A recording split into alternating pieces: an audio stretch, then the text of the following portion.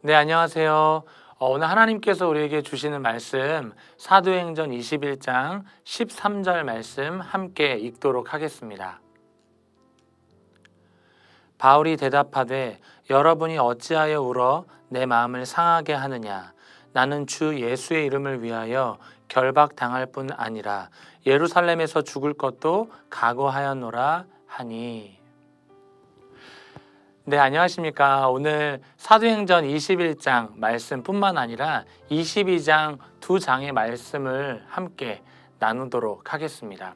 여러분 추석 명절 잘 보내고 계시나요? 또 오랜만에 만난 가족들과 함께 또 담소도 나누시고 또 여러 가지 있었던 일도 나누시면서 또 그 안에 하나님에 대한 복음들이 또 왕성하게 또 풍성한 교제들이 일어나길 기도하며 축복합니다.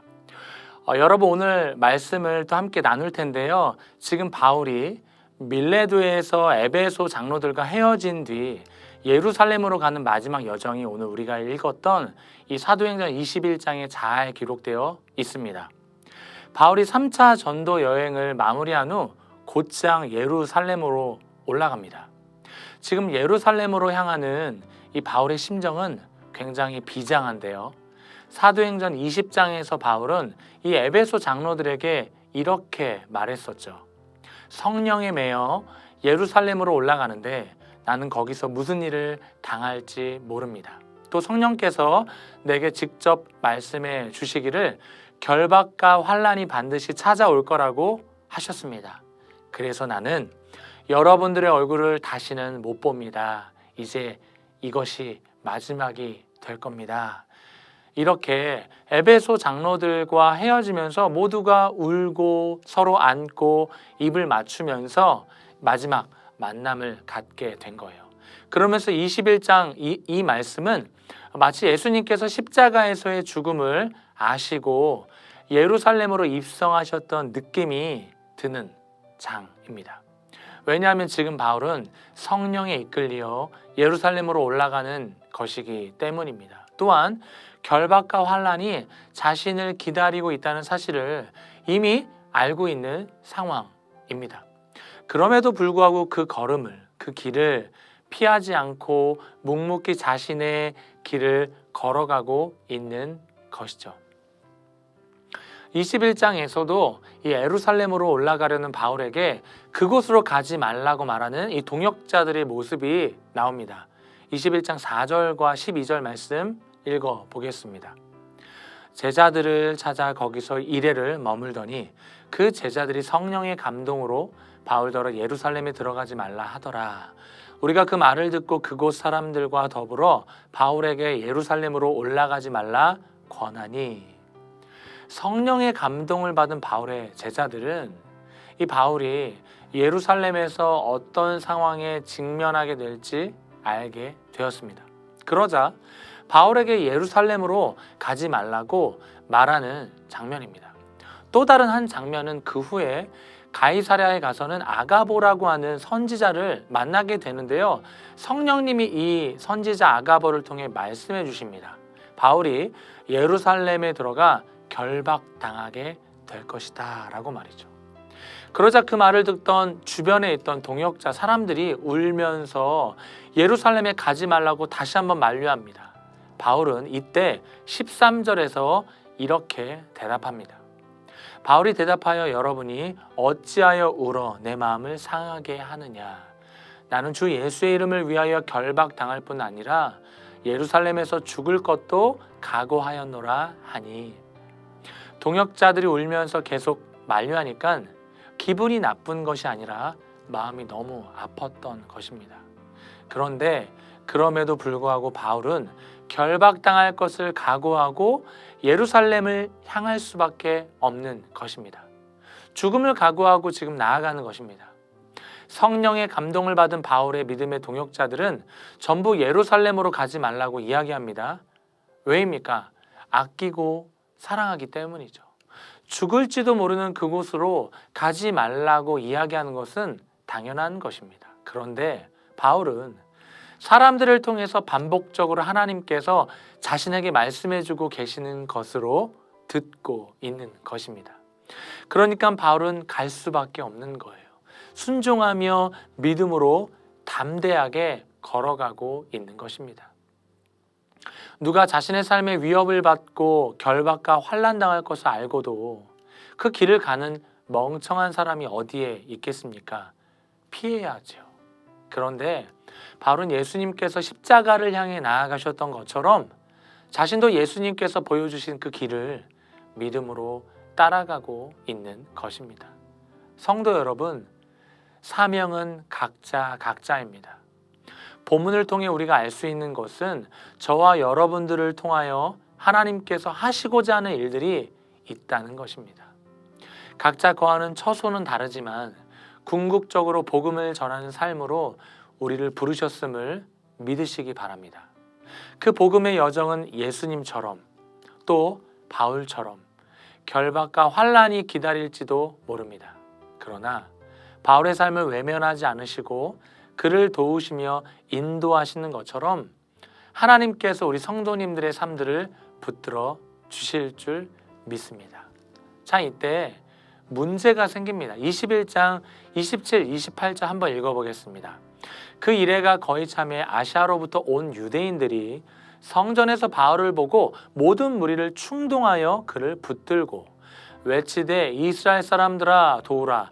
이 사람은 각처에서 우리 백성과 율법과 이곳을 비방하여 모든 사람을 가르치는 그 자인데 또 헬라인을 데리고 성전에 들어가서 이 거룩한 곳을 더럽혔다 하니.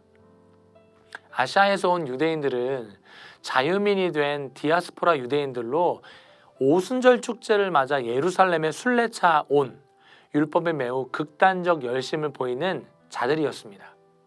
이들은 바울이 성전에서 정결 예식을 거행하고 있는 이 일주일을 기다렸다가 무리를 선동하여 바울을 지금 해치려고 하는 것입니다.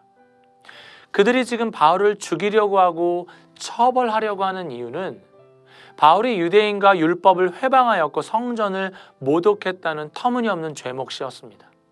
쉽게 말하면 예수 그리스도로 인하여 구원을 받는다는 말이 인정이 안 되는 것입니다. 선민 이스라엘로 자신들만 구원을 받는 것이 아니라 차별 없이 모든 민족이 구원을 받는다는 말에 분노하기 시작했던 것입니다. 너무 분한 것이죠. 이들은 바울을 폭행하기 시작합니다. 그 소식을 이 군대의 천부장이 이 소문을 듣고 찾아오는데요. 이때 바울이 천부장에게 한마디 합니다. 이 백성들에게 한마디 할 수 있는 기회를 주시면 안 될까요? 바울은요, 어렵게 이 기회를 얻게 되었습니다. 그리고 22장 1절 말씀입니다. 부형들아, 내가 지금 여러분 앞에서 변명하는 말을 들으라. 자신을 그렇게 두드려 팼던 자들을 향해 부모들이여, 아버지들이여, 형제들아 라고 부르고 있는 것입니다. 그리고 바울은 히브리어로 연설하기 시작합니다. 변명 또는 변증하기 시작합니다. 자신이 같은 유대인의 뿌리를 가지고 있음을 말하고 있는 거예요. 지금 사람들은 바울을 죽이려고 하는 상황인데 바울은 이런 상황 속에 뭐라고 말하는지 우리는 주목해야 합니다.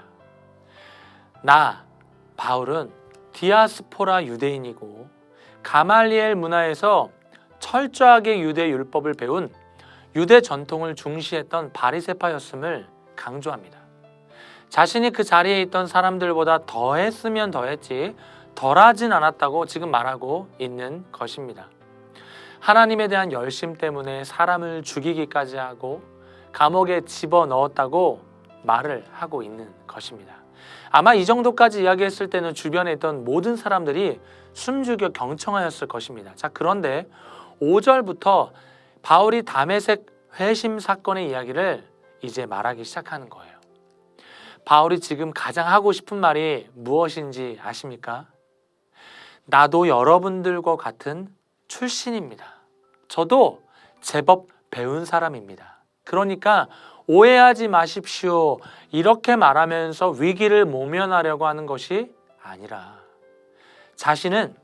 저는 처음에는 바리새인이었는데 지금은 아닙니다 라고 말하고 싶은 것입니다. 즉 나는 변했습니다. 나는 이전과 같지 않습니다. 저를 아는 사람들이 혹시 계십니까? 저는 그때와 같지 않습니다. 이렇게 자신이 만난 예수를 증거하며 복음을 전하고 있는 것입니다. 여러분, 이 내용에 대해서 우리가 너무나도 잘 알고 있지 않습니까? 바울은 예수 믿는 자들을 잡으려고 공문을 받아 다메섹으로 가다가 호련히 빛으로 나타나신 예수님께서 그의 이름을 부르십니다. 사울아 사울아 네가 왜 나를 박해하느냐. 단 한 번도 만난 적이 없잖아요. 그런데 그의 이름을 이미 알고 계셨고 그의 삶을 보고 계셨던 것입니다. 주목하고 계셨던 거예요. 그렇게 예수님을 만나고 나니 자신의 열심이 얼마나 무모했고 무지했는지 이제 알게 된 것입니다.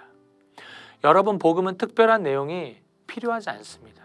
하나님께서 내 삶에 일하신 그대로를 전하는 것입니다. 목회자가 되기 이전에는 저는 지금도 물론 마찬가지지만 명절을 손꼽아 기다렸습니다. 왜냐하면 믿지 않는 가족들에게 복음을 전할 수 있는 좋은 기회였기 때문입니다. 많은 시간이 지났다고 포기하면 안 되고 때를 얻든지 못 얻든지 우리의 삶에 찾아오신 하나님을 증거해야 할 의무가 저와 여러분들에게 있음을 잊지 말아야 할 것입니다. 그때 자존심 상하는 일도 경험할 것입니다. 무시당하는 일도 당연히 생길 것입니다. 그때 나를 위해 죽으신 예수님을 기억하시기 바랍니다. 그분은 우리 때문에 침뱉음을 당하시고 채찍에 맞으셨으며 십자가에 죽으셨습니다. 바울은 결박과 환난이 찾아옴을 이미 알고 있었음에도 불구하고 예루살렘으로 향하였습니다. 그렇다면 오늘 저와 여러분은 어떤 길을 걸어야 할까요? 바울은 21장 13절에서 주 예수의 이름을 위하여, 예수님의 이름 때문에 결박과 죽음도 감당할 수 있다고 말합니다. 자신의 삶을 만나주신 주님의 은혜가 너무나 크니까 자신의 인생을 예수님을 위하여 드리는 것을 아깝게 여기지 않는 것이죠. 유대인들 앞에서 바울이 회심하게 된 이야기를 아무리 자세하게 열변을 열심히 설명한다 하더라도 그들은 절대 이해하지 못할 것입니다. 그 이유는 바울도 이전에 이해하지 못했습니다. 바울도 예수 믿는 사람들을 닥치는 대로 잡아넣었던 사람이었기 때문입니다. 그런데 그것을 어쩌면 바울은 알면서도 끝까지 복음을 전하는 거예요. 자신의 삶을 찾아오시고 만나주신 예수님을 증거하는 데에만 집중하는 겁니다. 자신의 생명을 보존하고 살기 위해서 변명을 늘어놓지 않고 예수 그리스도의 복음을 전하고 있는 거예요. 왜일까요? 그것이 예수 믿는 자의 삶이기 때문입니다. 그것이 주 예수의 이름을 위하여 사는 삶이기 때문입니다. 가족과 이웃을 향해 복음을 전하는데도 불구하고 그들이 알아주지 않는다고 서운해하지 마시기 바랍니다. 나에게 돌을 던진다고 억울해하지 마시기 바랍니다. 하나님께서 붙들어 주시고 새 힘을 주실 것입니다. 이후 바울은 체포됩니다. 죄수의 신분으로 로마 황제 앞에 재판을 받기 위해 로마로 압송됩니다. 왜 이렇게 자신의 결박과 환난이 알매도 불구하고 이렇게까지 해야 할까요? 오늘 말씀의 제목처럼 주 예수의 이름을 위하여 사는 삶을 살아내야 되기 때문인 것처럼 오늘 저와 여러분들의 삶이 이 주 예수의 이름을 위하여 사는 삶이 되시길 주님의 이름으로 축복합니다. 오늘 하루도 그렇게 기쁨으로 예수의 복음을 전하며 살아가시는 여러분들의 삶이 되시길 다시 한번 축복합니다. 말씀을 마치겠습니다. 살아계신 하나님 아버지 감사합니다. 오늘도 우리 가운데 일하시고 역사하신 하나님을 기억하며 복음 전하기를 두려워하는 것이 아니라 하나님께 기도하며 도움을 구할 때에 말할 것을 주시고 또한 말할 기회를 주시며 듣지 않는 것 같지만 그의 영혼 가운데 하나님의 말씀이 심기워짐을 믿고 당당하고 담대하게 예수의 복음을 증거하는 삶으로 살아가는 우리 귀한 할렐루야 교회 성도들 될 수 있도록 인도하여 주옵소서. 감사하며 예수님의 이름으로 기도드리옵나이다. 아멘. 우리 말씀을 마치며 질문을 드리겠습니다. 바울의 믿음의 동역자들이 예루살렘으로 올라가지 말라고 계속 만류했음에도 불구하고 바울은 첫 마음을 끝까지 지켰습니다. 성령께서 오늘 나에게 분명히 보여주시는 일들에 힘들다고 말하며 나도 모르게 외면하고 있는 것은 무엇일까요? 한번 그것들을 생각해 보시면서 하나님의 도우심을 구하는 성도님들의 삶이 되시길 주님의 이름으로 축복합니다.